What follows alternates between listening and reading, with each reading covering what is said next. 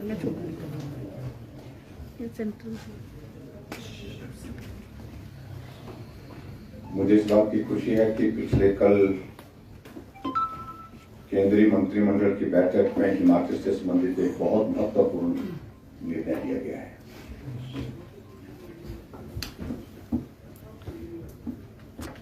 और वो निर्णय हमारे ट्रांसगिरी क्षेत्र में रहने वाले गुवाहाटी कम्युनिटी के जो हमारे भाई बहन हैं उन सबको अनुसूचित जनजाति का दर्जा देने के लिए मंजूरी मिली है। अनुसूचित जनजाति के इस दर्जे के लिए बहुत लंबे समय से संघर्ष चल रहा था, मांग चल रही थी और पिछले कल इस ऐतिहासिक निर्णय के लिए मैं सबसे पहले हमारे देश के यशस्वी प्रधानमंत्री नरेंद्र मोदी जी का हृदय से आभार व्यक्त करता हूं। उन्होंने उस क्षेत्र की जनता की भावनाओं को समझा और भावनाओं के अनुरूप उन्होंने निर्णय लिया। और इस सारे विषय को लेकर के मैं विशेष तौर से आभार व्यक्त करना चाहूंगा हमारे केंद्रीय गृह मंत्री आदरणीय श्री अमित शाह जी का, जिनके सामने इस सारे पक्ष को जब हमने प्रस्तुत किया और उन्होंने बहुत सहजता के साथ इस सारे विषय को समझा और उसी दिन उन्होंने कहा कि हम इसको करने के लिए पूरा प्रयास करेंगे। समय समय पर हम इस सारे विषय को लेकर के जो कम्युनिटी की जो एक कमेटी बनी थी, इस विषय को सरकार के समक्ष रखने के लिए, इस विषय को मीडिया के माध्यम से लोगों तक पहुंचाने के लिए उन सब साथियों से भी मिलते रहे। 1967 में उत्तराखंड का जो जौनसार का जो इलाका है उसको ट्राइबल घोषित कर दिया गया था और जौनसार का इलाका जो पड़ता है वो बिल्कुल हिमाचल प्रदेश की सीमा के साथ पड़ता है, सिरमौर जिले की सीमा के साथ लगता है।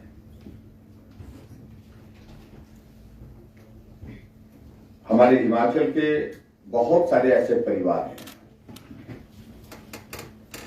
आधा परिवार हिमाचल प्रदेश में इस तरफ रहता है, आधा परिवार उत्तराखंड में उस तरफ रहता है। और उसके बाद ये परिस्थिति हुई जब 1967 में जौनसार के इलाके को ट्राइबल घोषित कर दिया गया, तो परिवार के सदस्य जो इस तरफ रहते थे हिमाचल प्रदेश में, वो ट्राइबल में शामिल नहीं हो पाए, लेकिन जो जौनसार के इलाके में उस तरफ उत्तराखंड के उस हिस्से में रहते थे वो ट्राइबल घोषित हो गए। यानी कि एक परिवार में एक भाई ट्राइबल में और एक भाई ट्राइबल में नहीं। इस तरह की परिस्थिति बनी थी, जिस बात को लेकर के हमारे वहां सिरमौर के हमारे जो लोग हैं हमेशा अपनी बात को प्रदेश सरकार के सामने दिखाते रहे। अगर सही मायने में इस बात को हम कहें कि 1967 के बाद लगातार ये प्रयास चल रहा था कि हम एक परिस्थिति में रहते हैं, भौगोलिक परिस्थितियां एक तरह की हैं, हमारे कल्चरल सारी चीजें आपस में मेल खाती हैं, बोली भाषा हमारी एक जैसी है, और ऐसे में हिमाचल प्रदेश में जो रहने वाले हमारे साथी हैं उनको भी ट्राइबल में शामिल किया जाए, तो ये एक मांग बहुत लंबे समय से चल रही थी। और अभी इस निर्णय के साथ मुझे इस बात की खुशी है कि इस फैसले से लगभग 1,60,000 के लगभग लोग जो इस पर लाभान्वित उसमें होंगे। और स्वाभाविक रूप से जनजातीय क्षेत्र का दर्जा मिलने के साथ साथ में यहाँ के लोगों को विशेष योजनाओं का लाभ भी मिलेगा और बजट प्रोविजंस भी उसके मुताबिक आने वाले समय में होंगे, जिससे उस क्षेत्र के विकास की दृष्टि से वो बहुत महत्वपूर्ण होगा। मैं आज के इस पत्रकार वार्ता में अपने केंद्रीय नेतृत्व का जहां आभार व्यक्त करता हूं, और पार्टी के राष्ट्रीय अध्यक्ष जगत प्रकाश नड्डा जी के समक्ष भी हमने सारे विषय को रखा और उन्होंने भी सारे विषय को लेकर के गृह मंत्री जी से बहुत विस्तार से चर्चा की। उन्होंने हालांकि हमसे डिटेल्स मांगी सारी की कि आप हमें सारी डिटेल्स दीजिए, और उसके साथ साथ में पॉइंट्स बना करके इनके साथ उन्होंने विस्तार से चर्चा की। हमारे शिमला के सांसद सुरेश कश्यप जो हमारी पार्टी के जो अध्यक्ष हैं, इनके साथ भी दोनों का हमारा मिलना गृह मंत्री जी से भी हुआ। और मैं ये भी तो कहना चाहूंगा, ये विषय आपका नहीं, पूर्व में जब गृह मंत्री हमारे राजनाथ सिंह जी थे तो उस वक्त भी मैं उनके सामने सारे विषय को लेकर के 2 बार 3 बार मिला।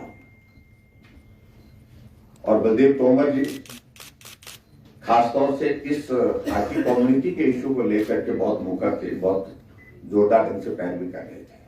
बाकी जो मंच पर बैठे हैं, सुखराम चौधरी जी, रीना कश्यप जी, सब लोगों का एक मत था, ये होना ही चाहिए, सारे नेतृत्व का एक मत। मैं अनुराग ठाकुर जी का उनका भी आभार व्यक्त करता हूं, जो केंद्र में मंत्रिमंडल में है, और केंद्रीय मंत्रिमंडल में जब सारे विषय को लेकर के विषय आगे बढ़ा तो उनका भी उसमें सहयोग रहा है। जिस प्रकार से मैंने कहा कि सिरमौर जिले के लिए ऐतिहासिक निर्णय, और मैं कहूं सिरमौर जिला नहीं, पूरी हिमाचल प्रदेश के लिए एक बहुत ऐतिहासिक निर्णय है, जिसमें 1,60,000 की आबादी इसमें लाभान्वित होती है। और दूसरी बात मैं ये भी मैं कहना चाहूंगा कि अभी तक जो संविधान की जो आर्टिकल 342 को जो हाथी कम्युनिटी को जो है, वो कम्युनिटी को अभी तक ट्राइबल घोषित किया गया है। अभी शेड्यूल एरिया की अभी तक जो बात आती है, तो उसके लिए आगे हमारे पास ऑप्शंस है, आगे हमारे विषय, क्योंकि अब इसके बाद सारी चीजों को लेकर के बारीकी से हम अध्ययन भी करेंगे। और जो शेड्यूल एरिया की अगर हम बात करते हैं, तो वो आर्टिकल 244 के अंतर्गत आता है, तो उसको बाद में आगे बढ़ा करके इसमें उस दिशा में ले जाने की आवश्यकता रहेगी, तो उसमें भी हम प्रयत्न करेंगे।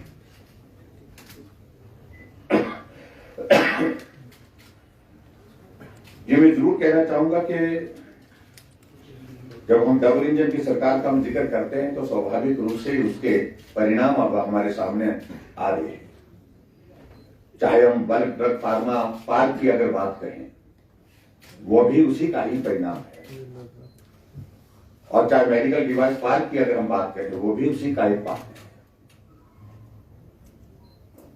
और कुछ लोगों का ये बार बार हमेशा ये कहना कि मोदी जी हिमाचल आते हैं, कई बार आ लिए, दिया कुछ नहीं। तो मोदी जी का खासतौर से काम करने का अपना एक तरीका है, एक अलग विजन है उनका, और उस दृष्टि से उन्होंने घोषणा किए बिना सारे काम जो हिमाचल की आवश्यकता है, हिमाचल की परिस्थिति के लिए जो आवश्यक है, उन सारी चीजों को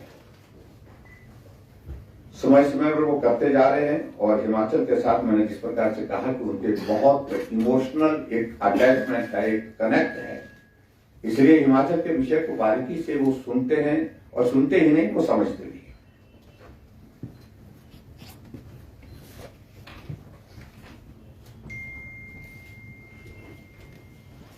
और इसमें जो महत्वपूर्ण बात है कि जो हमारे जो अनुसूचित जाति वाला विषय है, कुछ लोग सारी चीज को उस तरह से देने की कोशिश कर रहे हैं,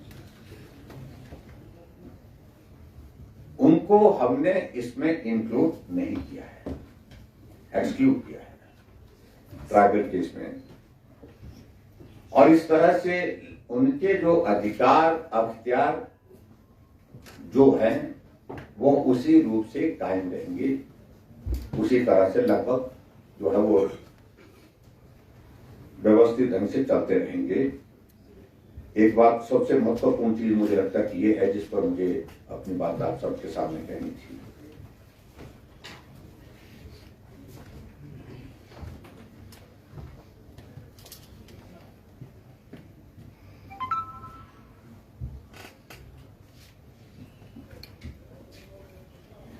और अगर मैं थोड़ा सा और डिटेल में इसमें मैं बताऊं तो उसमें मुझे 2-3 चीजों को लेकर के जरूर आपके सामने बात कहनी है।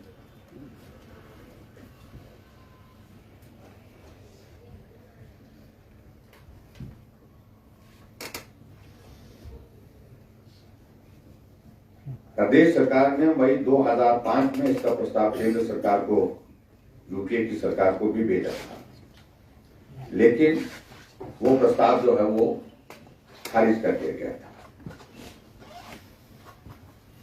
और उसके पश्चात जो है वो कांग्रेस की सरकार ने इस सारे विषय को हाथ लगाना ही छोड़ दिया। फिर हिमाचल प्रदेश में आदरणीय धूमल जी के नेतृत्व में सरकार बनी। फिर ये कोशिश हुई कि ये पक्ष फिर से केंद्र के समक्ष रखा जाए और अगस्त 2011 में जो है हाटी समुदाय की संस्कृति और स्थिति के बारे में नई रिपोर्ट बनाने का काम शुरू किया गया। और फिर 4 अगस्त 2018 को केंद्रीय गृह मंत्री, केंद्रीय जनजातीय मंत्री के मामले के मंत्री से यह विषय उठाया गया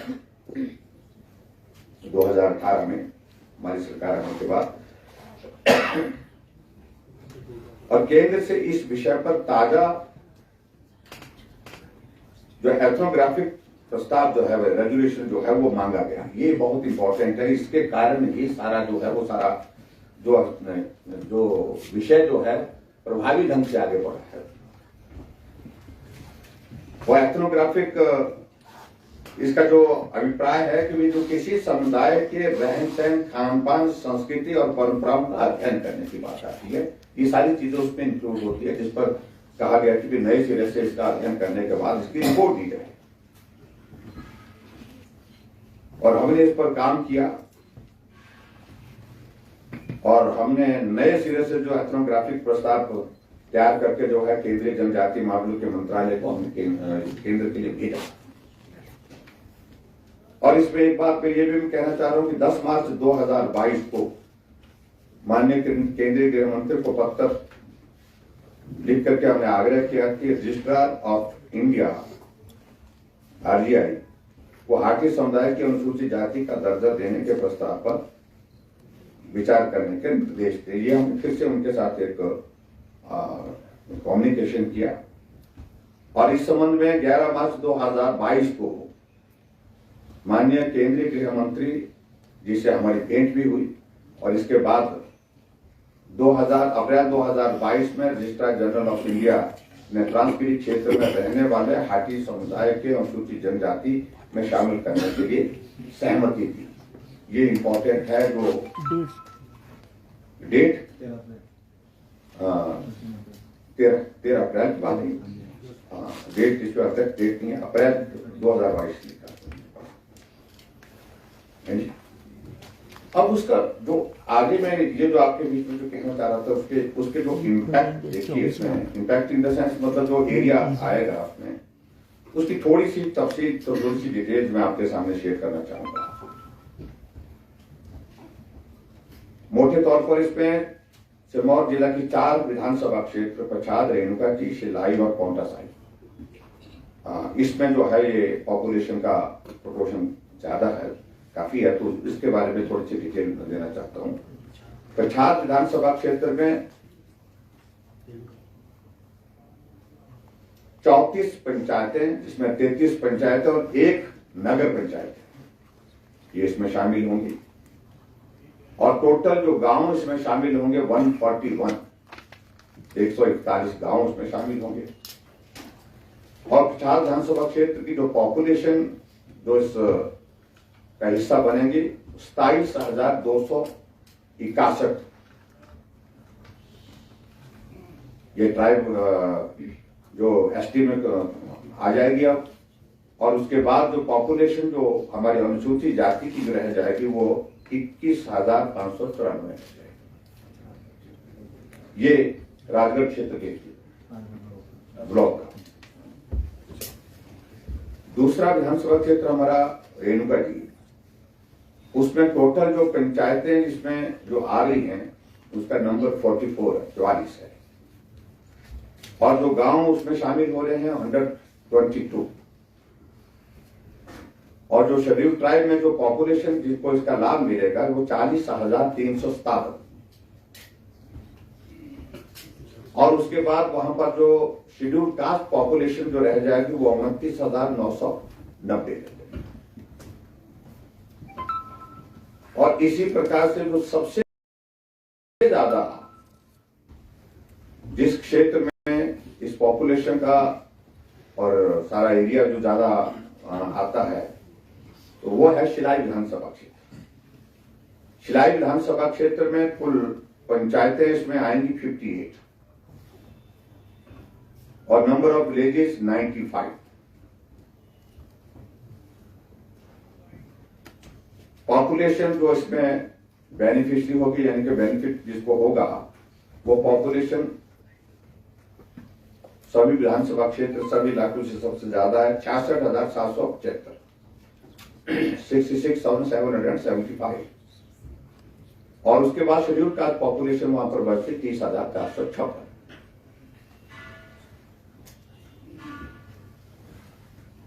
और इसी तरह से पांवटा विधानसभा क्षेत्र में 18 पंचायतें इसमें शामिल हो रही हैं। गांव की संख्या इसमें 31 है, 31 है। पॉपुलेशन जो इसमें शामिल होगी जिसको इसका बेनिफिट मिलेगा शेड्यूल ट्राइब का वो 25,323। और उसके पश्चात शेड्यूल कास्ट का जो नंबर जो रह जाता है 9,406।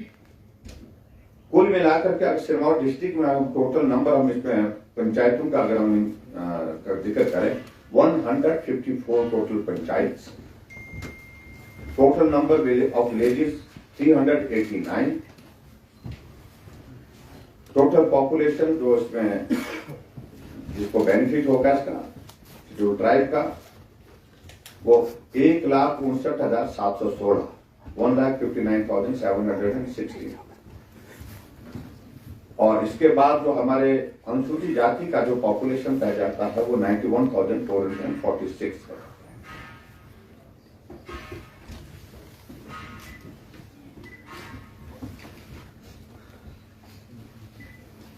और मैं ये भी इसमें जरूर कहना चाहूंगा कि जनगणना 2011 के अनुसार सिरमौर जिला के विधानसभा क्षेत्र पच्छाद में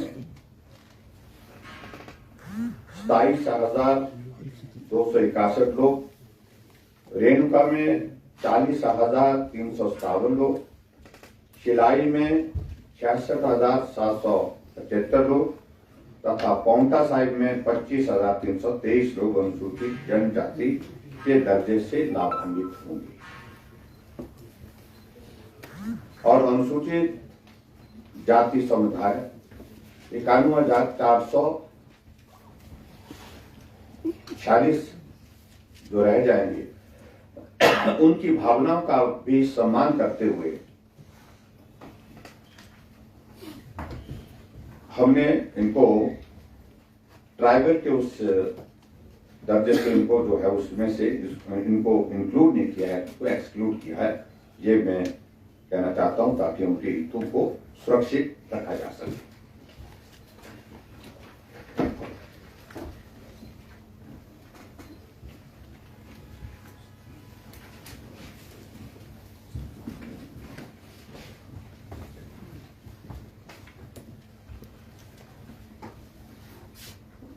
और वर्तमान सरकार द्वारा हमने डिटेल में मुझे लगता है कि सारे पॉइंट्स हमने बता दिए हैं इसमें, लेकिन फिर भी उसके बाद भी 2-3 चीजों में जरूर कहना चाहूंगा कि 4 अगस्त 2018 को हम केंद्रीय गृह मंत्री और केंद्रीय जनजातीय मंत्रालय के मंत्री से निवेदन किया कि सिरमौर जिले से ट्रांसगिरी इलाके में रहने वाले पूरे हाटी समुदाय को अनुसूचित जनजाति और पूरे ट्रांसगिरी क्षेत्र को अनुसूचित जनजाति घोषित किया जाए। 4 अगस्त 2018 जिसमें मैं व्यक्तिगत रूप से मिला था। 24 अक्टूबर 2018 को भारत सरकार के जनजातीय मामलों के मंत्रालय ने राज्य सरकार इस संबंध में पूर्ण एथनोग्राफिक स्टडी करके यथाशीघ्र प्रस्ताव भेजने को कहा था। और माननीय केंद्रीय गृह मंत्री ने 19 जून 2019 को हिमाचल प्रदेश के मुख्यमंत्री के मैं जो उनको मिलने के पश्चात उन्होंने जवाब भेजा केंद्रीय गृह मंत्री 19 जून 2019 को, जिसमें कहा गया कि प्रस्ताव की पड़ताल करने के बाद उचित कार्यवाही करने की दिशा में हम आगे बढ़ रहे हैं। Sir, I hope we get this copy. हाँ जी, ये कॉपी मिल जाएगी हमें? कॉपी? हाँ, ये कॉपी में देता हूँ, एक बार पढ़ करके सुना देता हूँ, फिर आपको ही दे देता हूँ। तो 2 मार्च 2021 को जनजातीय मामलों के मंत्रालय ने बताया कि ट्रांसगिरी क्षेत्र में 2011 की जनगणना के अनुसार अनुसूचित जनजाति की आबादी मात्र 0.20% है। ट्रांसगिरी को तभी अनुसूचित क्षेत्र घोषित किया जा सकता है जब यहां अनुसूचित जनजाति की आबादी 50% से अधिक हो। इस बात को लेकर के ये पत्र लिखा, जिसके कारण थोड़ा सा हमको लग रहा था कि कठिनाई आ रही है इस काम में। मंत्रालय ने आग्रह किया कि उसके बाद फिर दोबारा कि पहले हाटी समुदाय को जनजाति घोषित करने के लिए एथनोग्राफिक प्रपोजल भेजी जाए। अगर हाटी समुदाय जनजाति घोषित हो जाए तो उसके बाद ट्रांसगिरी को अनुसूचित क्षेत्र घोषित करने पर विचार किया जा सकता है और उसके बाद ताजा एथनोग्राफिक प्रस्ताव जो हमने भेजा हाटी समुदाय को हिमाचल प्रदेश की अनुसूचित जनजाति की सूची में शामिल करने के संबंध में ताजा एथनोग्राफिक प्रस्ताव तैयार करके केंद्रीय जनजातीय मंत्रालय को भेजा गया 18 सितंबर 2021 को और 3 मार्च 2022 को प्रस्ताव भेजा गया। 2 बार भेजा हमने प्रस्ताव। तो ये जानकारी में थोड़ा सा एक आपको डिटेल में जो पॉइंट्स जिस पर जो एफर्ट्स बार-बार हुए, लेकिन इसके बाद सबसे बड़ी बात यह है कि जब भी हमारे केंद्रीय गृह मंत्री जी से मिलना हुआ, चाहे वो हमारे चंडीगढ़ में हमारी बैठक थी, चाहे वो हमारी बैठक जयपुर में थी, हमारी जो जोनल काउंसिल की मीटिंग थी, उसमें अलग से समय लेकर के मैंने हमेशा इस सारे विषय को लेकर के बात की। और अभी मैं इतना कहना चाहता हूं कि अभी मेरे 4 दिन पहले फिर केंद्रीय गृह मंत्री से बात हुई, पार्टी के हमारे राष्ट्रीय अध्यक्ष जी से बात हुई। हमने कहा कि अभी का ये जो मंत्रिमंडल तो पिछले कल दिल्ली में आदरणीय प्रधानमंत्री जी के अध्यक्षता में मंत्रिमंडल की बैठक हुई, इस बैठक में ये प्रस्ताव आना चाहिए, इसके लिए मैं निवेदन किया था और वो प्रस्ताव आया और उसकी स्वीकृति हुई। ये कुछ बातें मुझे आज के इस महत्वपूर्ण विषय पर, क्योंकि मुझे लगता है कि हिमाचल के इतिहास में लंबे समय तक के लिए एक ऐतिहासिक घटना है जो याद की जाएगी, इसलिए ये एक इम्पोर्टेंट ये सारी चीज है। और यही मैं कहना चाहूंगा कि केंद्र की सरकार का हिमाचल प्रदेश के लिए सदैव ऐसे महत्वपूर्ण विषय पर जिसमें हिमाचल की जनहित की भावनाएं जुड़ी, हिमाचल प्रदेश के विकास के इश्यू जुड़े थे, उन पर सभी मामलों को लेकर के केंद्र ने समय समय पर हमारी मदद की है, जिसके लिए मैं आदरणीय प्रधानमंत्री जी के एक बार फिर से हृदय से आभार व्यक्त करता हूं। Thank you. ये ठाकुर साहब, इस ऐतिहासिक जो प्रयास है आप उसके लिए आपका स्वागत है। और ये एक बात और ये भी आ रही है कि जो किन्नौर और लाहौल स्पीति में जो परसेंटेज मिल रही है, क्या ये परसेंटेज भी स्टार्टिंग यही मिलेगी उनको? ये परसेंटेज मतलब ऑफ द रिजर्वेशन 4% है, जैसे 6% है, 7% है वो। ये सारे देखिए जो कुछ आफ्टर इफेक्ट जो सारी चीजों को आएंगे उनको हम समय समय पर बैठ करके चर्चा करेंगे और उसके बाद जो वे आउट उसके निकलेंगे। लेकिन किसी के इसको हार्म करने का कोई लक्ष्य नहीं है। हम सब लोग मिलकर के इस क्षेत्र के इमोशनल इशू था, जायज मांग थी और उस मांग को पूरा करने की दृष्टि से हमारा एक भाव पूरा हुआ है। और इसके बाद अगले जो इश्यूज आएंगे तो आपने बताया उनको सॉर्ट आउट करेंगे। सर, इसमें कोई कास्ट रेशो भी है? किस कास्ट के लोग हैं या कौन से एक्सक्लूड कर दिए गए हैं, कुछ ऐसा भी है? नहीं, फिलहाल तो जो एक चीज को लेकर के जो थोड़ी एक चिंता लग रही थी हमारे अनुसूचित जाति के भाई और बहनों को, उनको लग रहा था कि उनको भी उनका इंक्लूजन भी जो है वो ट्राइबल में हो जाएगा, तो उस कारण से उनके कुछ अधिकार अख्तियार जो है और उस पर थोड़ी कठिनाई आ सकती है। तो हमने पहले से ही प्रस्ताव यहाँ से अलग तरह से भेजा था, बाद में भेजा था, जिसमें हमने कहा कि इनका इंक्लूजन इसमें नहीं किया जाए और इस तरह से नहीं किया।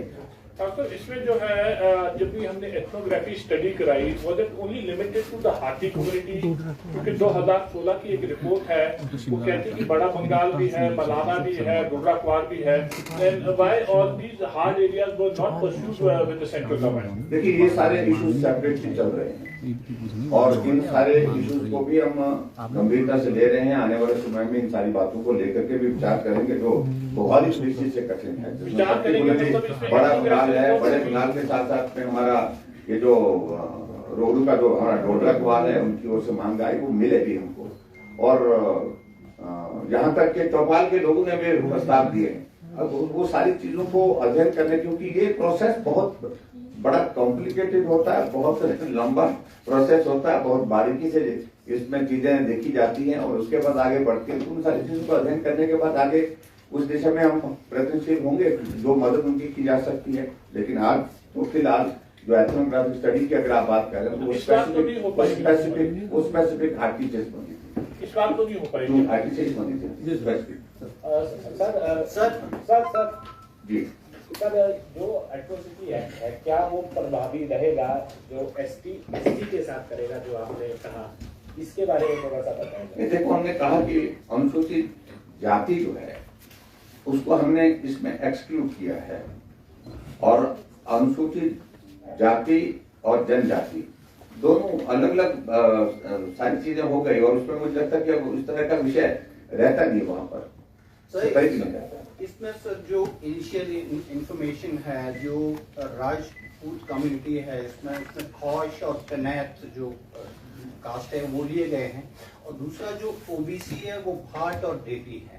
उनका जो पॉपुलेशन है ओबीसी का, दैट इज अराउंड 27% जो उनको बेनिफिट मिलता है। इसमें एप्रीहेंशन क्या है, that will come down to 7%।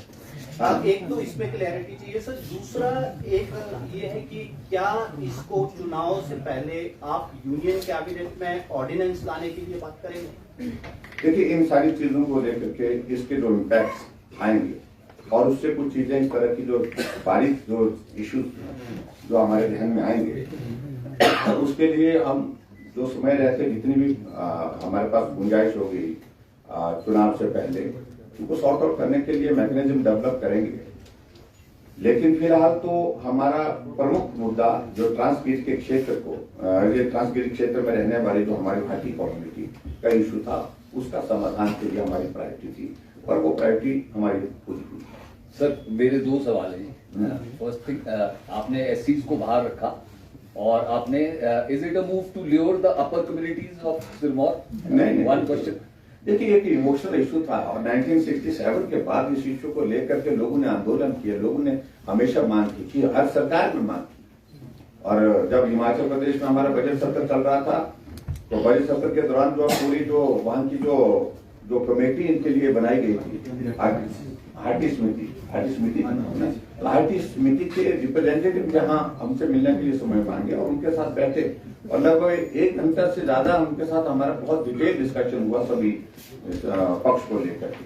तो एक इमोशनल इशू था उस इलाके का, और जरूरत भी थी परिस्थितियों को देखते हुए, इस दृष्टि से ये सब किया गया। इसको ऐसा नहीं उस तरह से मैं समझता हूँ कि किसी को लाभ देने या किसी को नुकसान पहुंचाने का कोई ऐसा नहीं है, कि पर्टिकुलरली जिसकी मांग थी उनकी मांग को पूरा करने के लिए। मेरा दूसरा सवाल था कि 2027 में डिलिमिटेशन कमीशन आएगा, तो इस मूव का क्योंकि सिरमौर में 2 सीट्स अभी रिजर्व है currently, so will this move affect the delimitation in days to come? देखिए, इसके वो अभी 2026 का दौर उसको आने दीजिए। मुझे लगता है कि अभी आने वाले समय के बारे में ज्यादा कहने से डिलिमिटेशन कमीशन किस तरह का व्यू लेता है इस पर। वैसे पॉपुलेशन का प्रोपोर्शन तो उस तरह से होता ही है, क्योंकि वही बेस होता है। सही मायने में तो बेस तो वही होता है कि शेड्यूल्ड ट्राइब का पॉपुलेशन कितना है, शेड्यूल्ड कास्ट का पॉपुलेशन कितना है, उसी के आधार पर टोटल नंबर ऑफ सीट का जो है वो रिजर्वेशन होता है। तो उस सारी चीज को लेकर के तब की बात आप देखेंगे, लेकिन फिलहाल जो है वो सिर्फ इतनी बात है। चुनावों से पहले ये बहुत महत्वपूर्ण फैसला हुआ, लंबे अरसे से इसकी मांग कर रही थी सरकार भी काफी अच्छे तरीके से इसको केंद्र के सामने रखेगी। आने वाले चुनाव में क्या लगता है इसका बेनिफिट भाजपा को मिलेगा? इसको मुद्दा से उठाया जाएगा, मुद्दा बना के उठाया जाएगा। और दूसरा वो लोग कह रहे हैं कि उनके आरक्षण पे इसका असर पड़ेगा, डिवीजन होगा, उनका जो आरक्षण का कोटा वो कम होगा। देखिए, बहुत मैं समझता हूँ कि मैं आप सबसे भी इसमें सहयोग चाहूंगा। बहुत सारे कंफ्यूजन जानबूझ करके कुछ जगह क्रिएट करने की कुछ लोग, क्योंकि हम चुनाव के करीब हैं, चुनाव के नजदीक है, इसलिए ऐसे प्रयत्न हो रहे हैं। और मेहरबानी करके इसमें कोई भी इस तरह का प्रोविजन नहीं है जिससे किसी की भावनाओं को चोट पहुंचाने की बात हुई है। सर एक इश्यू था, मैं समझता, मैं इस बात को लेकर के सिर्फ इतने कहना चाह रहा हूँ। और इसमें सारी चीजें बहुत ठीक पर्सपेक्टिव में आगे बढ़ी है और पूरी दिशा और जो उसको दी गई है, इसमें सारी चीजों का उसमें ध्यान रखा गया है। और लेकिन मैं इतना जरूर मैं कहना चाहता हूँ कि देखिए, हमारी सरकार ने कुछ एक केंद्र सरकार के समक्ष जो विषय उठाए थे, उन सारे विषयों में हमें सफलता हासिल हुई है। चाहे वो हमारे केंद्र सरकार से संबंधित जितने भी इश्यूज यहाँ से हम भेजते रहे, ये आसान नहीं था। ये इशू जो है बहुत लंबे समय से चल रहा था। और मैं ये भी कहना चाहता हूँ तो खासतौर से जिक्र बड़े लोगों का, छोटे लोगों का आजकल कुछ जगह कुछ लोग बड़े सार्वजनिक मंच से कर रहे हैं, तो बड़े ही लोग सब काम करते हैं, ऐसा जरूरी नहीं है। कुछ काम छोटे लोग भी करते हैं। सर, आपका ये इशू बहुत बड़ा इशू था, लेकिन छोटे लोगों ने किया है। और उसके बाद दूसरी बात मैं ये भी कहना चाहता हूँ, बल्क ड्रग फार्मा पार्क, जिसमें आने वाले समय में 20,000 लोगों के लिए रोजगार मिलेगा और लगभग 50,000 करोड़ रुपए की, जब वो मुकम्मल हो जाएगा, पूरा हो जाएगा, कंप्लीट हो जाएगा, तो उसका 50,000 करोड़ की एक्सपेक्टेड इन्वेस्टमेंट है वहां पर, और 10,000 लोगों को इनडायरेक्ट रोजगार मिलेगा। तो बड़े लोग नहीं कर पाए ऐसी चीजें, छोटे लोग भी करते हैं कई बार। अभी हाल ही में हमारा ये जो मेडिकल डिवाइस पार्क की अगर हम बात करें, तो वो भी सैंक्शन हो गया, उसकी भी प्रोसेस कंप्लीट हो गई। आगे बहुत जल्दी उसकी वो टेंडर की प्रक्रिया पूरी होने के बाद उसको भी आगे बढ़ाएंगे। तो ऐसे में बहुत सारी चीजों को लेकर के अटल टनल रोहतांग का जब पहला हमने रिव्यू लिया था चीफ मिनिस्टर बनने के बाद, तो 2024 की डेट दी थी हमने, 2024 में बन करके तैयार होगा, और वो 3 अक्टूबर 2020 को उसका इनॉग्रेशन हुआ है। तो ऐसी चीजों को लेकर के मैं सिर्फ इतना ही कहना चाह रहा हूँ। और शिमला में और चाहे दूसरी जगह हम पूरी सारी चीजों को देखेंगे, अंग्रेजों के बाद टनल बनी थी कोई, अगर कोई टनल बनी है तो छोटे लोगों के दौरान बनी है, जो छोटे लोग काम करते हैं। धर्मशाला का रोपवे बाहर करके जा रहे थे, जा ही रहे थे, छोड़ करके जा रहे थे, स्थिति ऐसी बन गई। 207 करोड़ रुपए का प्रोजेक्ट बोलते ही बस का नहीं है, हालात ऐसे हो गए। और अल्टीमेटली हमने कहा कि हम इसको करना है, हर हालत में करना है। उनके साथ मीटिंग हुई, सेटिंग हुई, उसके बाद वो प्रोजेक्ट बन करके तैयार हुआ। अभी हाल ही में हमको जो है 1200 करोड़ रुपए के जो है रोपवे के प्रोजेक्ट हिमाचल प्रदेश को सबमिट हुए। तो ऐसा नहीं है कि भाई जो बड़े बड़े लोग बार बार रहे हैं, उनसे वो अपने दिमाग में इन बातों को मेहरबानी करके निकालें, उतारें, और छोटे लोगों को काम करने का मौका मिला। छोटे लोगों के साथ काम करके मिल करके काम करेंगे। हम इतना ही कह रहे हैं, तो रिवाज बदलने का काम भी छोटे लोग करेंगे। सर, क्या ये विडंबना नहीं है sir? Emotional issue. Do you think you succeeded to resolve it with emotional connect with union government? But definitely, बिल्कुल। सर, क्या ये विडंबना नहीं है कि आजादी के 75 वर्ष बाद जो क्षेत्र हैं वो जनजातीय क्षेत्रों में जाने की मांग कर रहे हैं, जबकि विकास होना चाहिए था और जनजातीय क्षेत्र से बाहर आना चाहिए था? तो क्या आप आज तक की जो सरकारें हैं वो विफल रही हैं इस क्षेत्र का विकास करने में? ये नहीं कह रहा हूँ, एक किसी एरिया का डेवलपमेंट के साथ जुड़ा हुआ विषय तो होता है, लेकिन कुछ भावना से भी जुड़ा हुआ विषय होता है। तो इसलिए ये भावनात्मक इशू था, और वो डेवलपमेंट से भी जुड़ा हुआ। सिरमौर डिस्ट्रिक्ट में आज की तारीख में हम महसूस करते हैं कि उस इलाके में डेवलपमेंट की रिक्वायरमेट पे कंपैरेटिवली ज्यादा है। सर, बार जो है बड़े लोगों का, छोटे लोगों का जिक्र हो रहा है। सर, भारत जोड़ो यात्रा चल रही है सर, और हिमाचल में रोजगार यात्रा चल रही है, लेकिन इस बीच में गोवा में 8 लोग जो कांग्रेस के वो भाजपा में शामिल होते हैं। आपको किस तरह से देखिए, मैं तो कांग्रेस के नेता भारत जोड़ो यात्रा पर निकले हैं, और कांग्रेस के लोग जो है भारत छोड़ो यात्रा पर चले हैं। तो मैं सिर्फ इतना कहना चाह रहा हूँ कि कांग्रेस के लिए इससे खराब दौर कभी जिंदगी में आया नहीं जो अभी आया है। सर, यहाँ बार बड़े लोगों और छोटे लोगों का जिक्र हो रहा है, बार हुआ है जिक्र। तो बड़े लोग इलेक्शन लड़ेंगे इस बार सर? तो बड़े लोगों के बारे में मैं ज्यादा नहीं कहता हूँ, मैं छोटा आदमी। सर 1967 में उत्तराखंड का जो चौसर बाबर था उसको जनजातीय घोषित किया गया, तो क्या उस समय जो है डॉक्टर परमार की चूक थी हिमाचल में? नहीं, मैं इस तारीख को टिप्पणी नहीं कर रहा हूँ। उस वक्त की कुछ प्रायोरिटीज अलग तरह की रही, उस तरह की परिस्थितियां अलग तरह की रही होंगी, उन पर कोई टिप्पणी करने की आवश्यकता नहीं। लेकिन जो अभी हुआ है हम उसका जिक्र कर रहे हैं। थैंक यू वेरी मच, बहुत बहुत धन्यवाद। Please, thank you.